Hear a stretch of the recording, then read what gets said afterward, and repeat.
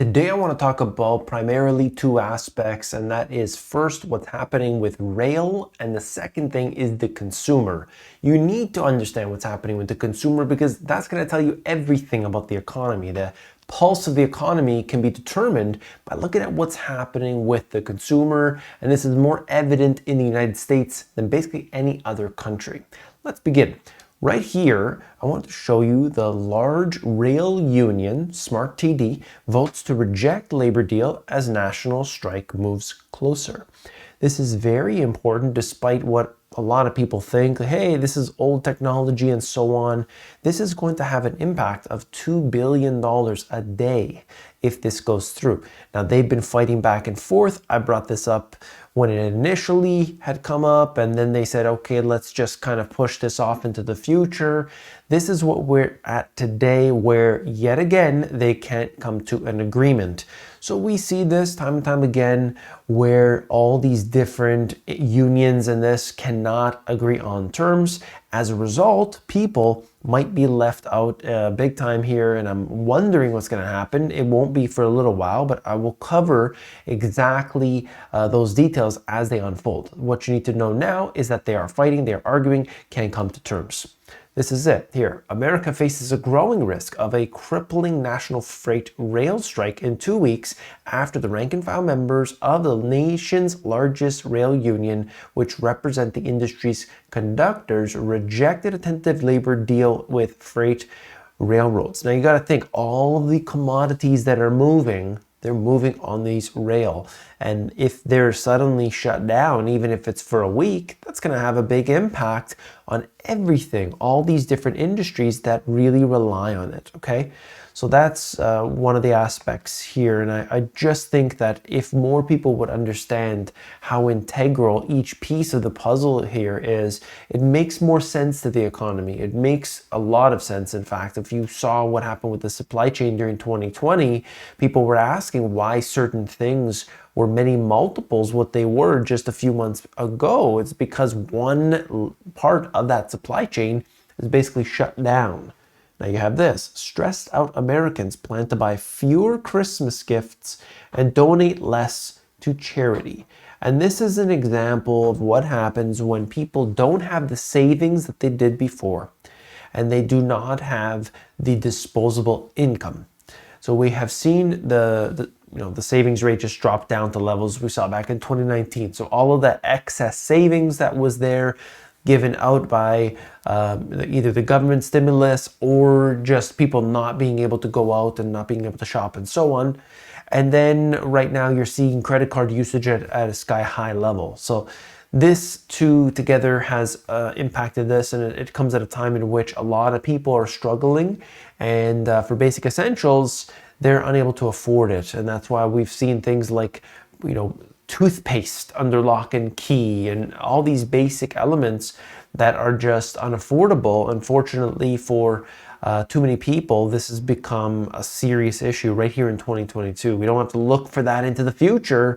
It's happening right now, today. Export grain shippers mull options amid limited barge and rail capacity. Lack of water is the culprit, and abundance of water will be the elixir.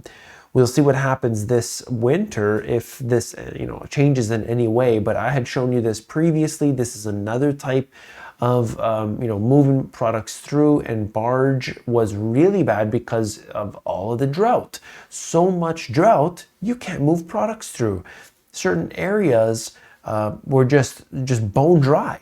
So they can't move that stuff through. So then you need to find an alternate. Do we go around? Do we use trucks instead? Is it a combination of both? These things are really, they haven't had to deal with them, a lot of these companies, before. So that not only creates delays, it makes things much more expensive. And this is just nonstop. It seems like, from 2020 until now, everything to do with shipping has just been up in the air. The positive news is that we have heard that, or seen, I've shown you that the prices of freight, especially the containers coming from, let's say, Shanghai to LA, have declined significantly. So that is a good thing. Okay, that's obviously going to be good for everybody, except for those who are spiking up the prices and trying to make a buck off of that, of course. The next aspect here is the direct link to the consumer. If we are not going to pay attention to the consumer, we don't know what's going to happen in the economy. That's why you are here watching this today. When things are more austere, consumers are still going to buy what we term as, quote, simple luxuries. If I'm not able to purchase a large ticket item like an automobile or something like a home, I'm still going to treat myself. So this is kind of one of the aspects that might seem a little bit counterintuitive, but it's there, okay? People refer to it, with lipstick, for instance. Somebody might pay, I don't know what lipstick costs, let's say $20. Somebody might pay $20 for that lipstick, but maybe they can't go on that fancy vacation. Maybe they can't buy the newest Rolls Royce, but for 20 bucks, they could make themselves feel a little bit good. Now, there are certain companies that will benefit from this. The cosmetics happen to be one. So if that trend continues from previous cycles, cosmetics brands could be one that, do fare better, at least if there's a recession, than some of the others that really rely on big ticket purchases. It all depends on who takes a hit, okay? We're never going to be able to determine that necessarily in advance. Usually it's the people at the top who tend to have much more disposable income, but not if their portfolio takes a huge hit. So it all depends, right? All right. Now looking here, you could see holiday shopping looks anything but festive for retail stocks. Target, Amazon, Kohl's have warned on fourth quarter trends. Trading in bearish put options for consumer stocks is rising. And we see this at a time in which a lot of individuals, they are not looking at this time very nicely, let me tell you, because they have been dealing with really advanced pressures coming from all angles. And that just really has shown up here in the retailers. Amazon, the Walmarts, the Targets, all these different things are taking a hit one degree or another.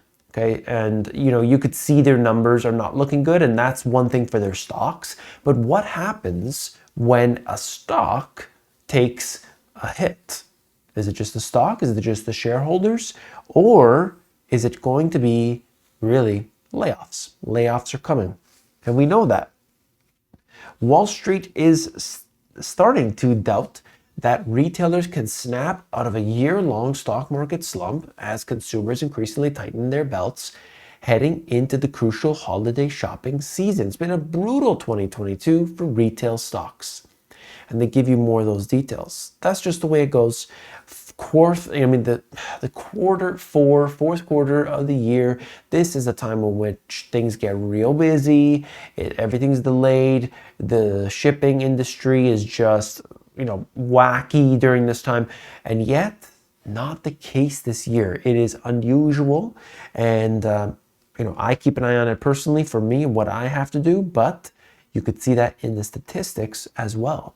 As savings slowly shrink, consumer spending is on borrowed time. For now, spending remains strong as consumers use hoard of savings to catch up on experiences they missed over the last few years. That's a little bit tricky when they tell you something like that. But we know specifically that the savings rate has declined considerably. We know that. That's a fact. Consumer spending is still happening, but doing so on credit cards. So that's not strength. That's not fantastic in any way. Okay? And we need to understand what they're spending on, and are they just spending, let's say, the total dollar value. Let's say everybody, let's make up a number here, spends $1,000 a month on stuff. Yeah, they might be spending $1,000 a month still, but that's because everything is much higher than it was before. So they use these statistics and kind of trick you in a way. And that's why I break that down here. I've made that clear. I've shown you the charts. I've shown you everything documenting that before.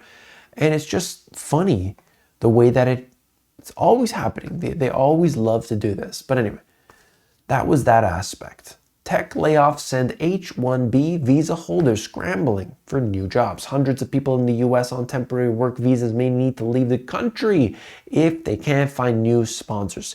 There's a lot of these companies that have been laying people off, well over 120,000 people this year alone, and it shows you how things can change really in an instant, and we will see what happens. The reason I mention this here is specifically that when you see these companies' stocks take a hit, then they lay them off. I mean, it's obviously understood, but I think people miss that point. It's that these companies are doing that already. It seems like for some people they don't get that, but we need to understand this. This is important. Laying those people off, then the economic cycle continues. What is it? Well, of course, if they're laid off, they're not working, they're not making money, they're not spending at the store, and these things just cycle on and on.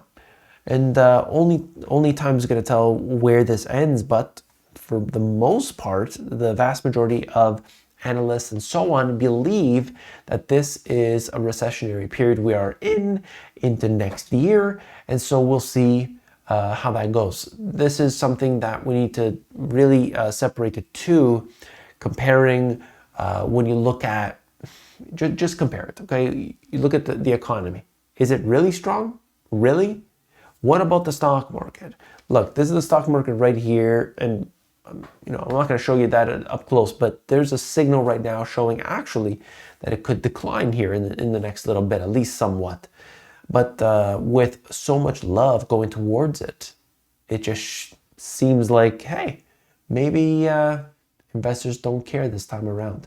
We have to know where the positivity is coming from. We are not at the end of this cycle yet. The cycle, we can chase it, we can understand it, we can break it down.